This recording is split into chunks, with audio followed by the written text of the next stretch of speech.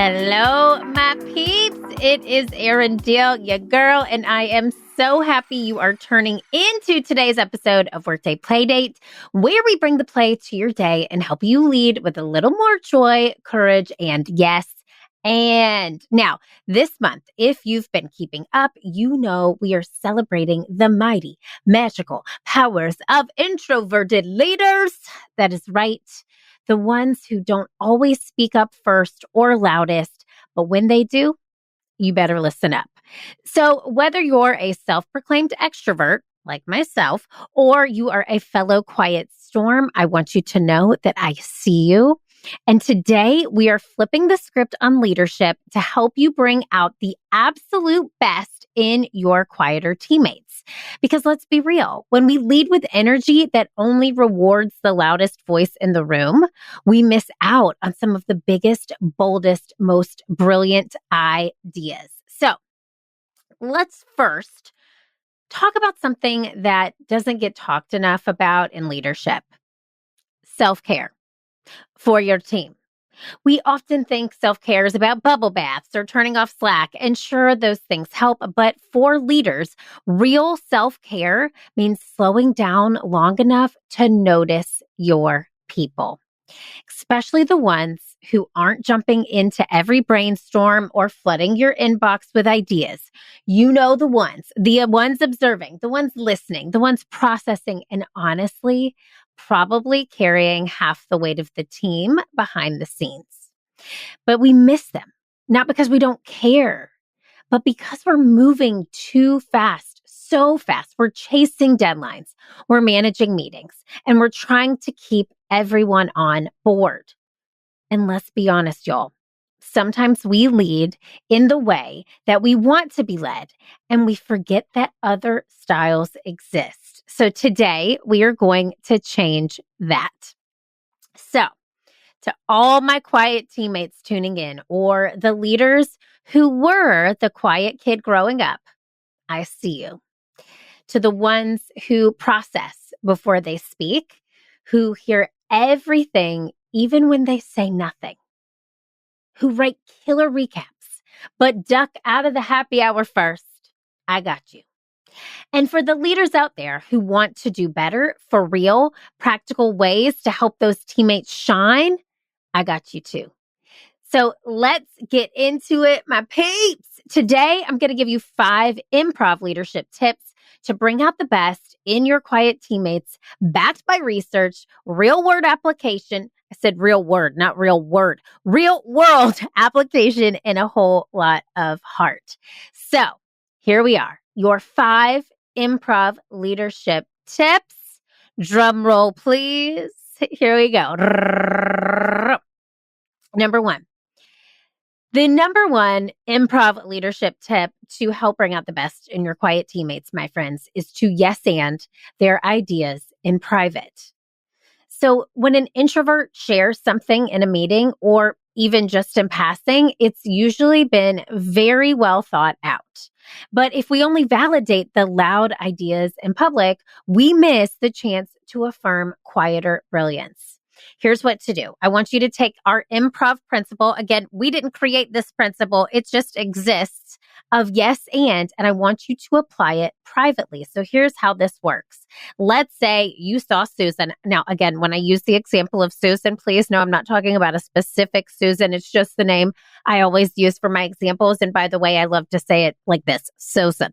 Okay, so let's say Susan does a great job and you are really excited to talk with her and she's not really speaking up in the meetings, but you have this one-on-one with her and you have this one-on-one and you're like, oh my gosh, this is amazing. We had this great conversation. And you think about showing up in the public forum, your team meeting later that week, and giving a shout out to Susan. Here's what would actually make a difference for Susan. Shoot them a quick note directly after the meeting. So talk about something she did great in the meeting that you had with her. So, hey, something you said about streamlining that onboarding process, that was brilliant. Let's build on it. Can we chat again soon? Something like that directly after the meeting shows, number one, that you were listening to her. Number two, that she is a collaborator and you value her ideas. And giving her that feedback in private is going to make such a big difference to her versus if you were to do it publicly. I know a lot of people say praise in public. Sometimes for introverts, they really value this one-on-one connection. And I even have research to back that up. So research shows that introverts are more responsive to private recognition than public praise. And this comes from the Academy of Management Journal.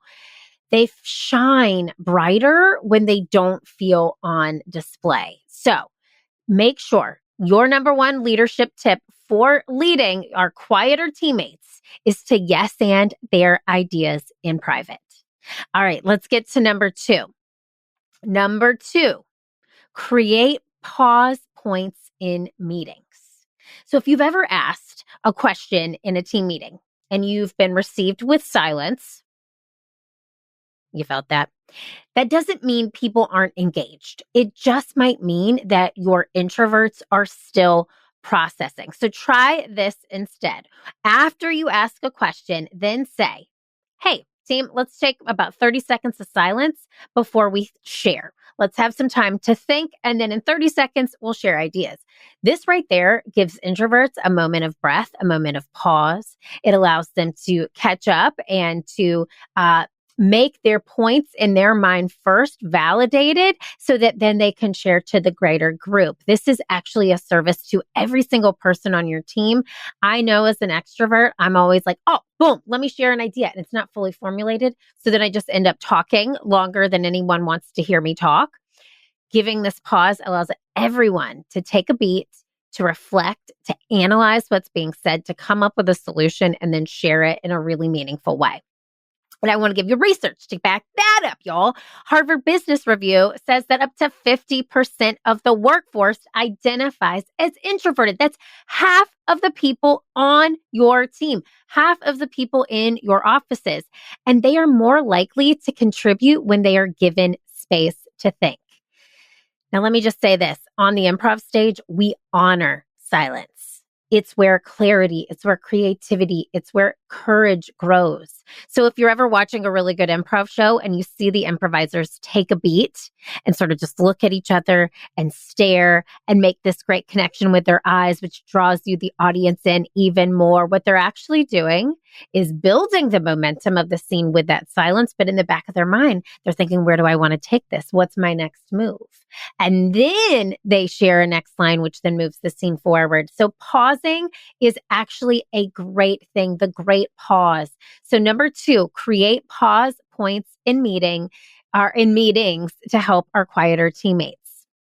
Here's number three. We are going to use smaller settings for big input. Now, what do I mean by that? If you want your quieter team members to contribute more, I don't want you to wait for them to jump into a 10-person call. Invite them to a pre-meeting brainstorm with 2 to 3 people, or better yet, send them a direct message with a prompt in advance. So Susan Cain, she is the author of the book Quiet, says introverts thrive when they feel psychological safety. And Google's Project Aristotle found that psychological safety is the top indicator of high-performing teams.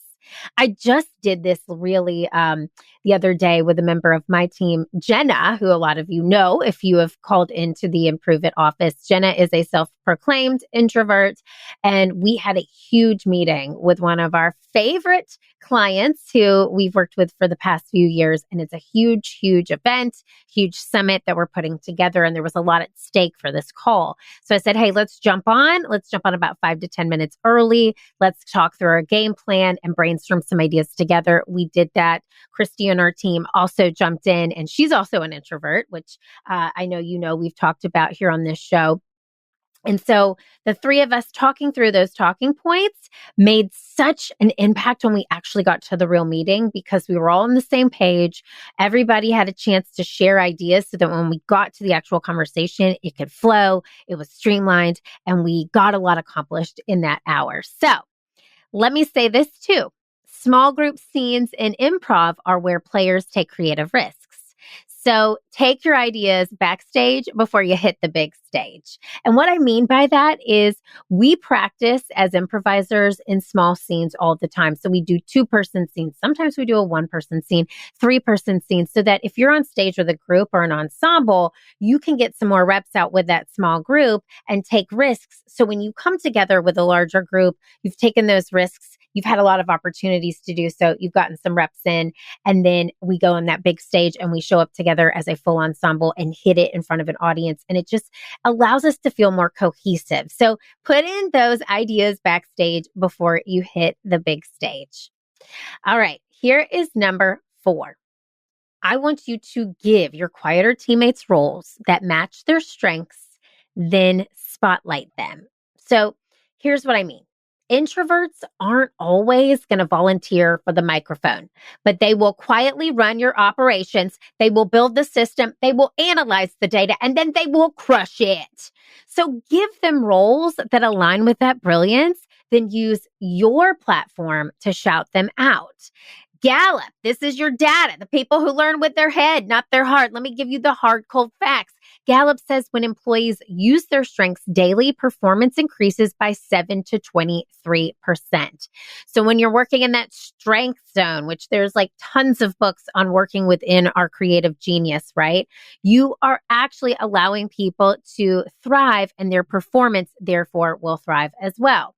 So instead of saying, who wants to present this project to the team? You could say, hey, Susan, you are so good at pulling insights. Can I present on your behalf and highlight your work? So that right there alleviates Susan's need to talk in front of a larger group. She is doing what she is really good at, which is analyzing the data, pulling the insights. And when you're presenting, you can say, I partnered with Susan on this. She pulled all this data. Way to go, Susan. I'm going to present what we found in this insight. So just right there, you're alleviating some of the pressure. You are matching their strengths, which is the research part, and you are taking control of the situation and actually yes-anding your teammate by allowing them to just take a step back and allowing your extroverted self, if you're like me, to shine. So in improv, we always have supporting players that often carry the scenes.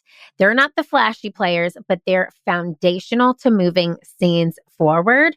So sometimes you'll have the really loud, extroverted, big character, and then you've got the people sort of playing the straight to their spine. We call it character on stage. Both are needed and necessary to make scenes move forward. But a lot of times what people remember is that big, loud, flashy character when it was actually the person who was playing straight to their spine, who was delivering the lines that helped that big character deliver the punch. So something to think about from the improv stage to put into context for you and your team. All right. And here's your fifth example of how we are going to bring out the best in your quiet teammates. Here's your fifth and final leadership tip. Number 5, you are going to model vulnerability first. So if you want your quiet team members to show up more, show them it's safe to show up. When you yourself as a leader admit mistakes, when you yourself as a leader speak openly or show emotion, you create a space where people feel like they can be themselves no matter how loud or how quiet that looks. Now, Dr. Brene Brown, who was like a dream guest, like if we could have Brene Brown on this show, I think I might fall over, stick a fork in me, I am done. But Brene Brown's research shows that vulnerability is the birthplace of connection and creativity, and mirror neuron studies show that people unconsciously model the emotional tone of their leaders. Think about that. People unconsciously model the emotional tone of their leaders. Wild, right? So in improv, somebody has to go first. Somebody has to initiate the scene. Sometimes we'll start on the back wall as a line of improvisers and we'll say, all right, somebody start a line of dialogue. That leader is you. Think of yourself on the back line of your team. You are that person stepping forward first. You are the person modeling vulnerability. You are the person setting the tone and setting the energy for your team. So if you want your teammates to show up and feel safe and as well as model vulnerability in their day-to-day, you have to do it first. Okay, my peeps, I had to interrupt the flow of the show real quick because we have some exciting things happening here at Improve It. If you don't know Improve It, we are an improv-infused talent development company for the new generation of work. And we have an exciting new service offering for you. If you're planning an offsite, if you're planning a conference, or if you just want to shake things up with a big group, I'm talking 100 plus people, then listen up, my peeps. It is called The Introverted Leader, a high-energy, hour-long keynote that's going to get your team out of their comfort zones and into their confidence. With our amazing Senior Director of Talent here at Improve It, Christy Vaughn, an improviser, comedian, and certified introvert, she'll prove that improv isn't just for the loudest people in the room. She'll show your team how to tap into their hidden strengths, embody a super character when they need it most, and balance extroversion without the burnout. If you want your people walking away inspired, laughing, and a little bit braver, this is it. Hit up The Introverted Leader for your next event and tell them Erin sent ya. Go to www.learn2improveit.com. That's learn2improveit.com to learn more. You can also find the link in our show notes. All right, back to the show. Okay, my peeps. So now you've got all the tools. You've got your 5 steps. Let me repeat them one more time. The 5 improv leadership tips to bringing out the best in your quiet teammates. Number 1, yes, and their ideas in private. I promise you, this is going to go such a long way. I also have to tell you, fun fact for my introverted team here. Jenna on our team just turned a milestone birthday about a month ago. And we had this big event here in my hometown of Charleston, South Carolina. And I was like, should we sing happy birthday to her in front of the group? And Nicole on my team said, absolutely not. That would be her worst nightmare. So we quietly celebrated her with some cupcakes and presents at my house beforehand. So that was yes-anding her. It was yes-anding her way of celebrating. So that's number 1, yes, and their ideas in private. Number 2, create pause points in meetings. Give your team 30 seconds of silence to think before they share. Number 3, use smaller settings for big input. So don't just wait for the big giant meeting, grab 2 to 3 of them, have a smaller meeting to brainstorm, and then give them a prompt in advance if you don't have time to do that. Number 4, give them roles that match their strengths, then spotlight them. If you know one of your team members is an excellent editor or researcher, give them that job and then take the spotlight off them by presenting it to the larger group, but highlight their contributions. And number 5, if you want your team to show up with vulnerability and to engage, you got to model that vulnerability and engagement first. All right. Remember that mirror neuron studies show that people unconsciously model the emotional tone of their leaders. So knowing these tools is only half the battle. Here is your homework for the week. Number 1, you are going to pick one of your quieter teammates. Then you are going to choose, number 2, choose one of these 5 improv leadership tips and actually try it. It could be sending them a quick yes and note in private. It could be creating space for them in your next meeting with the pause, or it could be so simple. Maybe it's just asking them how they like to be recognized and then doing what they say. Whatever it is, my peeps, I want you to do it with intention and then watch what happens. It's like the Bravo show. Watch what happens live. Watch what happens when you think about how the person wants to be led versus how you prefer to lead. Let me say this.